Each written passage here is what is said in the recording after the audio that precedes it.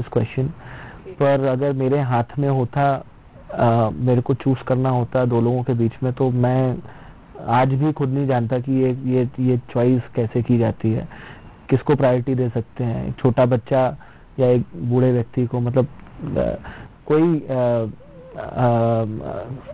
आपको कोई भी ताकत ये राइट नहीं दे सकती कि आप दो जिंदगियों के बीच में से एक को चूज कर सकें। बिल्कुल।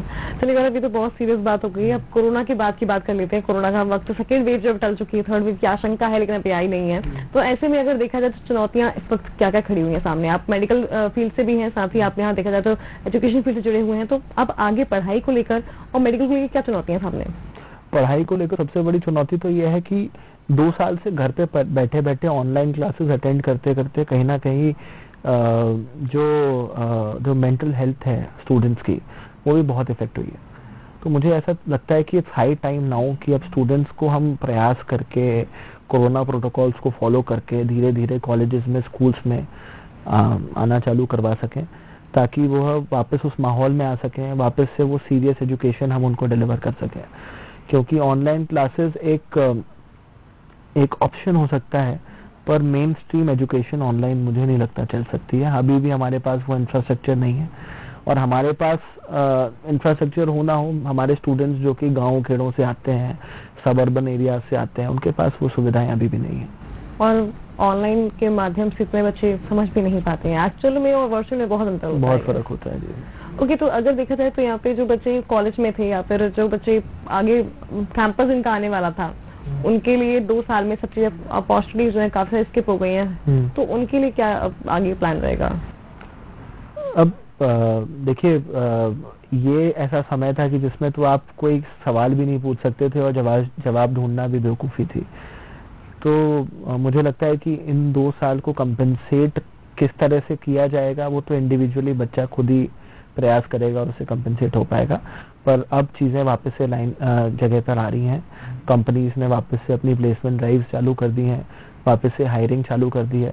पर कहीं ना कहीं ये भी देखा गया है कि कंपनीज भी प्रेफर कर रही हैं कि आने वाले 6 महीने 1 साल तक वो वर्क फ्रॉम होम पे ही रखें।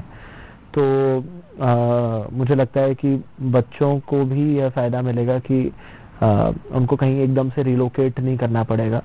उनके पास 6 महीने 1 साल का समय होगा, तो उसमें रोजगार लेकर और रोजगार के माध्यम से जो वो अर्न करेंगे, उसको कुछ सेव करने का भी उनको मौका मिलेगा। तो एक अच्छी अपॉर्चुनिटी है मुझे लगता है।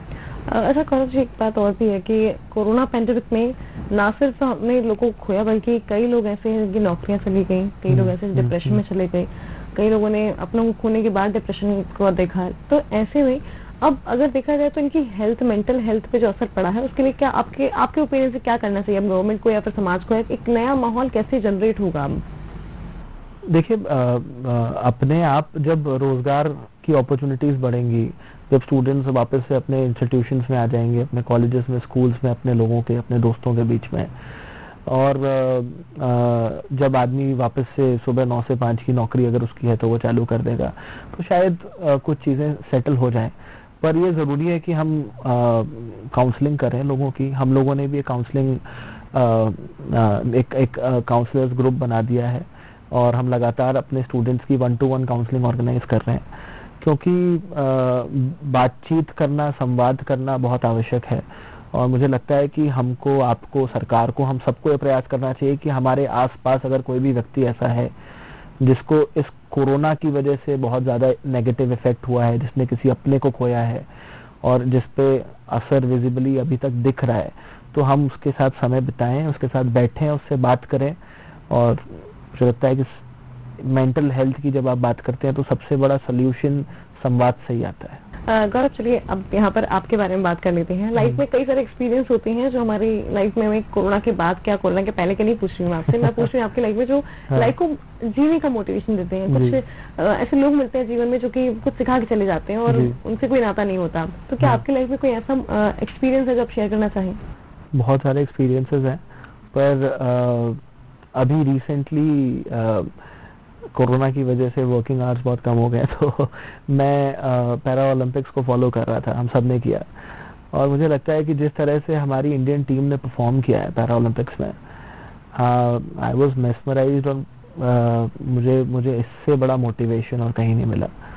मुझे लगता है कि हम सब में हर परिस्थिति में कोप अप करने की ताकत है और हमको लगातार प्रयास करना चाहिए कि कितनी भी परेशानी आती जाए हम उनको फेस करते हुए आगे बढ़ते चलें।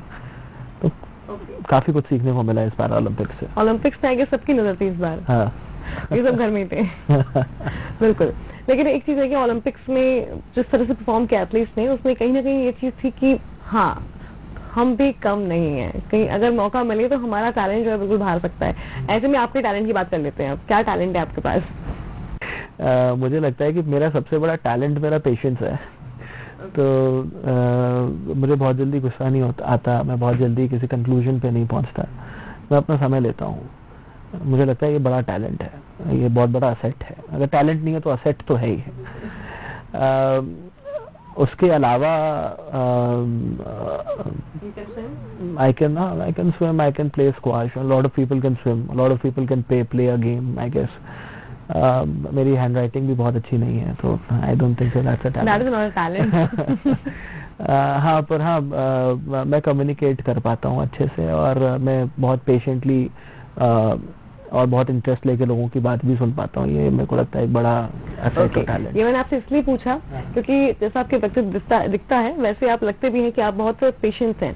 तो ऐसे में कंसंट्रेशन बढ़ाने के लिए और पेशेंस रखने के लिए लोगों को क्या कहना चाहेंगे कि आपका ये कैसे डेवलप हुआ? मैंने तो कुछ अलग से नहीं किया।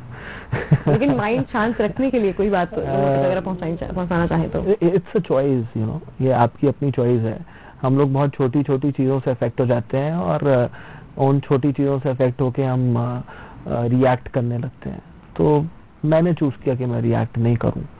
जब तक मैं अश्योर ना हो जाऊं कि कुछ गलत हो रहा है तब तक मैं मतलब गुस्सा ना हूं या नेगेटिवली रिएक्ट ना करूं, और जब तक मैं अश्योर ना हो जाऊं कि कुछ अच्छा हो रहा है तब तक मैं बहुत ज्यादा खुश ना हूं। तो it's a choice, it's nothing to work upon. ना, it takes a while for you to understand, पर परिस्थितियां सब सिखा देती है। ओके, यहाँ पे लास्टली हम बात कर लेते हैं शिक्षा नीति की। नई शिक्षा नीति आ चुकी है, आप एजुकेशन फील्ड जुड़े हुए हैं और ऐसे में अब जरा ये बता दीजिए कि क्या बच्चों के लिए अब अपॉर्चुनिटीज बढ़ गई हैं नई शिक्षा नीति आने के बाद? साथ ही अब आगे की और क्या रणनीति रहेगी आपकी तरफ से कि अब कॉलेज में बच्चों को कैसे इन्वाइट किया जाए?